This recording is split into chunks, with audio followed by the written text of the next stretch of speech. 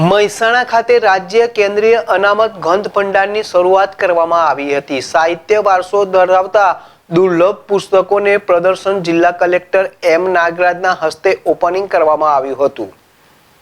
ગુજરાતમાં એકમાત્ર આ સંસ્થા છે જ્યાં પુસ્તકની વૈજ્ઞાનિક ઢબે કરવામાં આવી રહી છે, જે ગુજરાત સરકારના રમતગમત યુવા અને સાંસ્કૃતિક વિભાગ હસ્તકના ગ્રંથાલય દ્વારા 13 માર્ચ 1991થી મહેસાણા ખાતે રાજ્ય કેન્દ્રીય અનામત ગ્રંથ ભંડારની શરૂઆત કરવામાં આવી હતી। સાહિત્યિક વારસો ધરાવતા દુર્લભ પુસ્તકોના પ્રદર્શનનું જિલ્લા કલેક્ટર એમ નાગરાજનના હસ્તે ઉદ્ઘાટન કરવામાં આવ્યું હતું। આ કાર્યક્રમમાં જિલ્લા પ્રાથમિક શિક્ષણ અધિકારી ડોક્ટર શરત ત્રિવેદી, અન્ય અધિકારી વગેરે હાજર રહ્યા હતા।